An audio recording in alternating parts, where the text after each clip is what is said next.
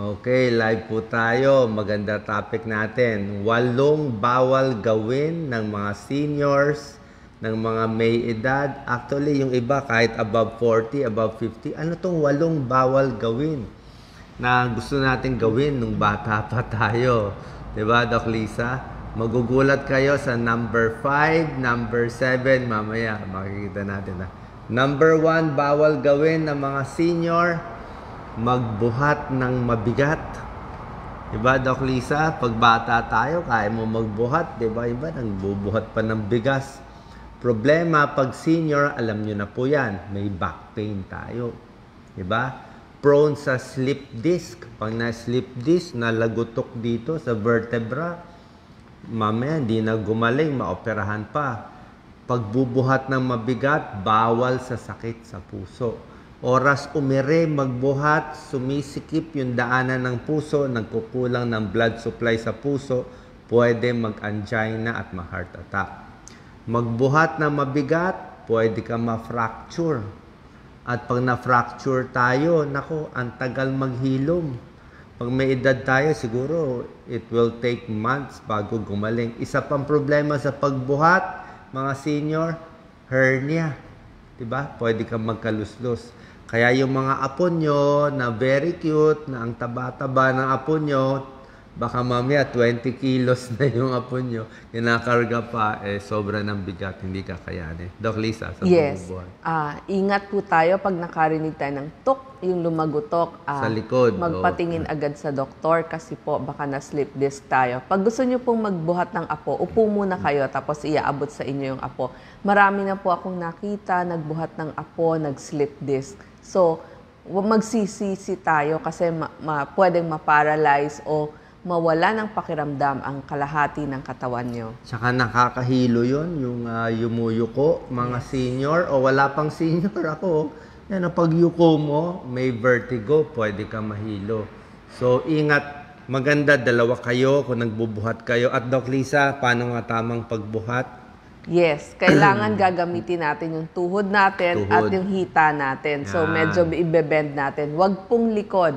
Tayo, sanay na sanay, yuyuko. Bawal pong yumuko. Tsaka kung meron kayo dalang mabigat, pinakamaganda, wag yung malayo, yung kamay mo nandiyan, tapos yung bag, mabigat yan. Dapat idikit mo sa katawan mo. Diba? Yes. Hinayakap mo yung bigat, kung ano man yung mabigat na dala mong bag o backpack, nakayakap, nandito. Kasi kung sa isang shoulder lang, mahirap. Number 2, bawal gawin ng senior. Bago ko sabihin yung number 2, ito naman po ay paalala lang, babala lang. Kung gusto nyo gawin, wala naman pumipigil sa inyo. Kung kayo yung senior na parang Miss Universe, Mr. Universe, malakas, okay lang kung kaya nyo. Pero sa ordinary tao, ito 1 to 8, hinay-hinay, iwas, o wag na lang. Number 2, yung mga heavy sports. Ano yung sports na matagtag sa katawan? Yung mga weightlifting, ang bibigat ng mga weights, di ba? May sports ng basketball, one-on-one. Alam mo, one-on-one, mahilig ako mag-basketball, ang bilis masiko, matuhod, talagang yung tuhod natin, nasisira pa sa basketball, ingat pa, lalo na kung hardcourt. Football, okay? Volleyball, badminton.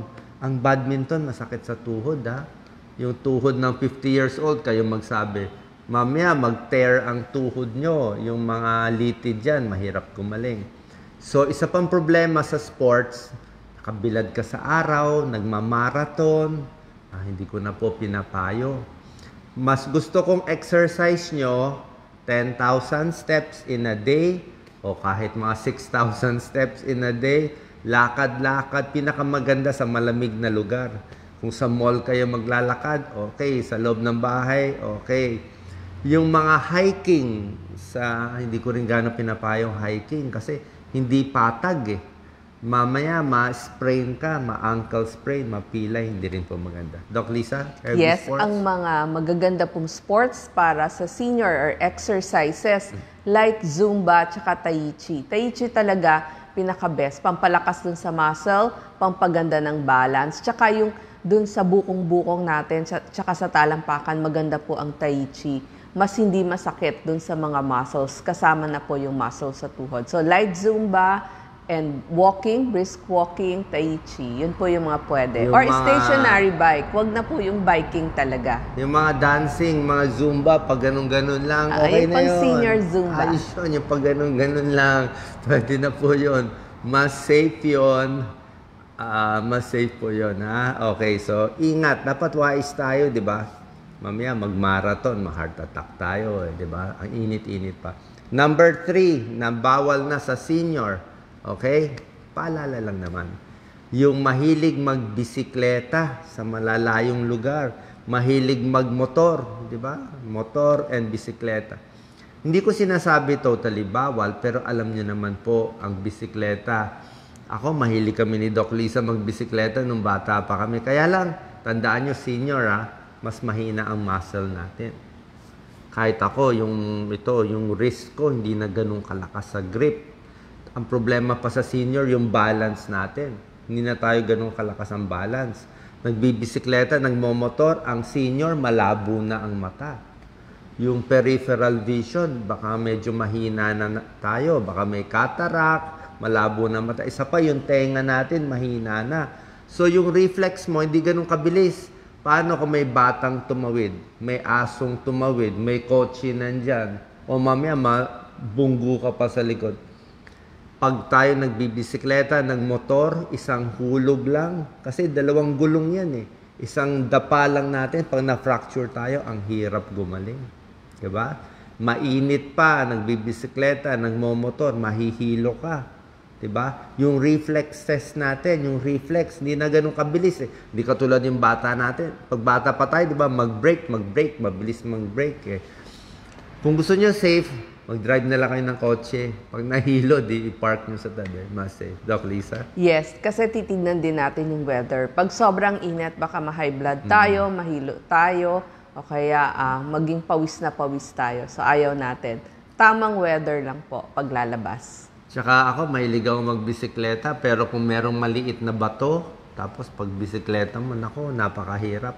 Paano kung umuulan pa? Di ba? Pagbasa. Madulas. Tsaka ang problema ngayon, sobrang ganda ng bisikleta ngayon. Dati ang bisikleta, Doc Lisa, kaya mo lang Bigat. mga 20 kilometers per hour. Ngayon, nakasubok ako ng bagong bisikleta. Ang ganda, ang bilis. So, ang gaan-gaan niya, ang bilis-bilis, ang speed mo mabilis. So, pag na-aksidente ka, Mabilis doble din. ang impact. Nakakatakot. Ha? Okay?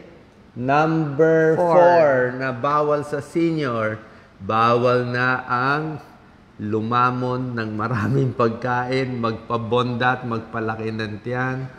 Bawal na yung pupunta ka sa all you can eat, 3 platong kanin, pupunuin mo laging gano'n, di ba? 3 kuha ng plato mo, pupunuin mo talaga na parang bundok yung plato mo. Iba na po ngayon. Pag senior na tayo o nagkakaedad, iba na po digestion natin. 'Di ba? Ang digestion natin, ang tiyan natin, hindi na ganun kaganda pag tunaw. Maiimpatso ka na ng mas mabilis. Mabubulunan ka pa.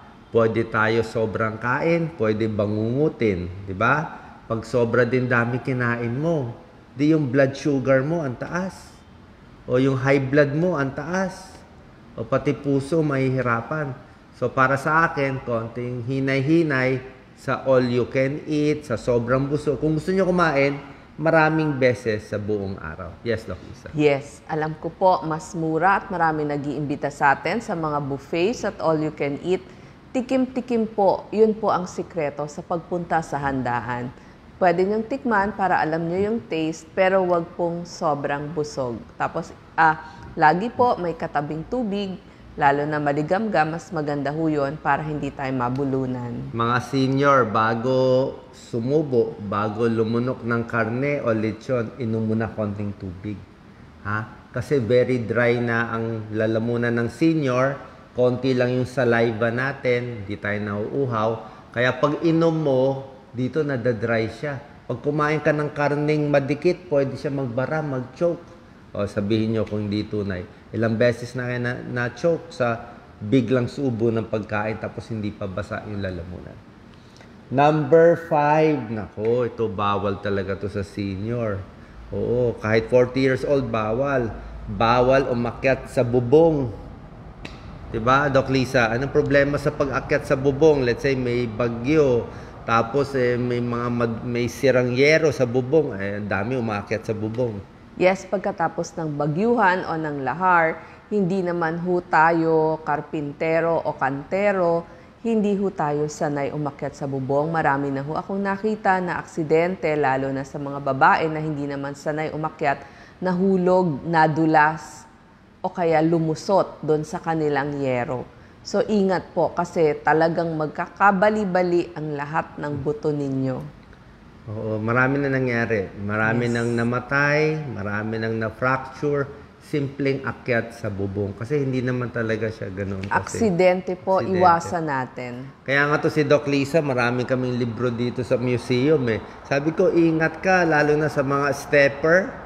Mamaya matumba ka bigla, mahulog ka eh. Kasi syempre, pag nagkakaedad, kahit bumagsak ka lang sa height of 3 feet, 4 feet, bumagsak ka, mababalian na tayo. Okay? Huwag na umakyat sa bubong. Maghintay na lang tayo dun sa mga marunong umakyat ng bubong. Alam nila saan sila tatapak. Idagdag ko na rin, linisin nyo po yung bahay nyo. Walang mga natatapakang makakatalisod sa inyo dahil pag natumba kayo, fracture din po ang katapat nun. Number 6, na iiwasan ng senior. Okay, mahilig ng senior nito. Long travel. Diba? Pwede magbakasyon pero yung travel ng around the world o pupunta ka sa isang lugar na bago, matagal na panahon, ikaw lang mag-isa, di ba? Ano problema sa long travel? Sabi nyo, relaxing, di ba? Mag-abroad. May problema po. Unang-una, pag pumunta tayo sa ibang bansa, ibang lugar, hindi kayo sanay sa pagkain. Tingnan niyo yung mga kababayan nating PhilAm. Pag pumunta sila sa Pilipinas, ang dami nagtatae.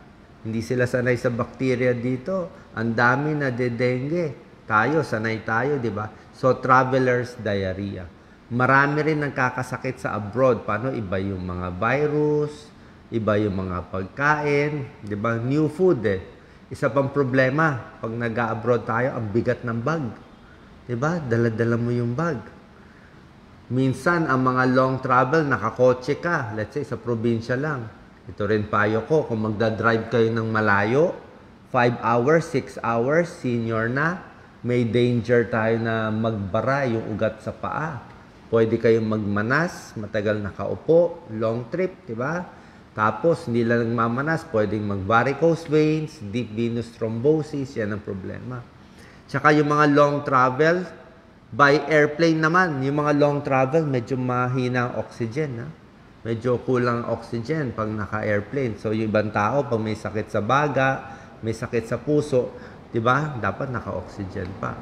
Tapos, yung mga malalayong travel din sa airplane, pwedeng magmanas. Ang dami ko nakita.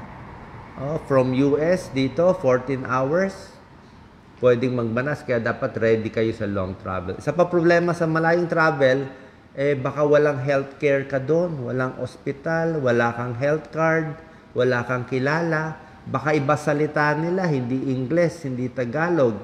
Siyempre, nagta-travel, pagod pa rin yun. Pagod, stress, baka ma-heart attack pa. Kaya kung gusto nyo, pag mga senior, staycation na lang tayo. Dito na lang sa bahay. Kung gusto nyo mag-abroad, siguro may kasama at sandaling panahon lang. Meron ako mga kakilala, kaibigan, nag-abroad, siguro edad 40, 50 pa lang, pag-uwi, atake sa puso. Sobrang stress. Tsaka isa pa sa travel, di ba, Doc Lisa? Sinusulit mo eh. Isang araw, gising ka ng maaga, 5 lugar, ikot ng ikot sa tourist spot. Nakakapagod po yun. Okay? Yes. Kahit nga po Maynila hanggang Ilocos or Maynila hanggang Baguio, ang dami ko pong nakitang nagmamanas. So, suot ho tayo ng mga travel socks. Meron po mga nabibili niyan. Tsaka mga support stockings kung talagang wala yung mga socks na compression socks. At least yun man lang po isuot ninyo. Tapos galaw-galaw lagi ipapadyak habang naka-bus, naka-kotse para po iwas manas. Pwede naman mag-travel ng kotse. Pero siguro, every 1 hour, every 2 hours, dapat bababa Hinto, kayo. lakad. Lakad-lakad, di ba? For 5 minutes para ma-stretch. Siyempre, nasa kotse kayo, nakaipit yung paa nyo, nakaipit, nakapirme. Pwede po magmanas. Hindi lang yan. Merong varicose veins, lumalala. Number 7, ito, medyo R-rated. Bawal sa senior, lalo na yung mga lalaking mga pogi, mga macho. O sasabihin ko na, bawal magtalik sa kabataan na hindi mo partner. Yan ang lagi hinihingi sa akin bilang cardiologist. Pag may napuntahan akong mayor o kahit sino, yung mga mayayaman, tatanong sa akin, Doc, pwede ba ako magtalik sa edad 18 years old, sa edad 20 years old? Yes. Marami na mamatay during sex. Okay? Yung mga may edad na, hindi nila kaya sabayan yung mga bata. Marami na heart attack, na die in action. At syempre, pag senior na, meron ding erectile dysfunction. 'Di ba? So, mas mahina na si Manoy. Yung iba, bibigyan pa ng Viagra. So, pag sobrang Viagra, nahihirapan din yung puso. At pag nahuli ni Mrs., papatayin ka pa ni Mrs. Diba? Alam nyo naman yan. So, dapat doon lang tayo sa partner natin. Nasa sa inyo naman, di ko naman sinasabi bawal. Pero mas may edad, mag-ingat sa pagtalik sa bata. Yung malayo yung edad, baka atakihin sa puso. Yes. Number 8. Okay? Bawal gawin ng senior, 3 M. Ano yung 3 M? Bawal magpuyat. Bawal magpagod. Bawal magbilad sa araw. Okay? Siyempre, pag senior na, hindi na tayo sanay magpuyat, di ba? O kaya nyo pa ba magpuyat? Kaya nyo pa ba magpagod at magbilad sa araw? Kailangan ng senior, tulog, kompleto. Kung di makatulog, higa-higa lang, magpahinga, at kailangan sa inyo malamig na lugar. Ang bilis ma-heat stroke ang mga senior, lalo na pag summer, mainit ang panahon. Uminom ng maraming tubig kasi ang mga seniors hindi na nauuhaw. 8 glasses of water in a day. Doc Lisa? Yes, oo.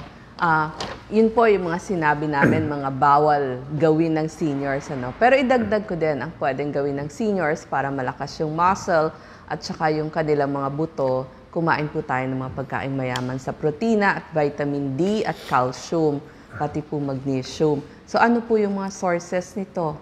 Gatas for seniors. Yes. Tapos itlog.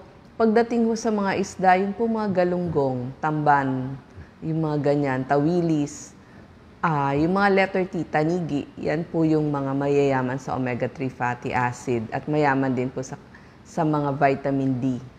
Okay, may nag-comment, baka daw mabatay ni Mrs. Anyway, idagdag ko na rin ang dagdag tips natin, mga 10 pagkain na bawal o dapat ingatan ng mga seniors.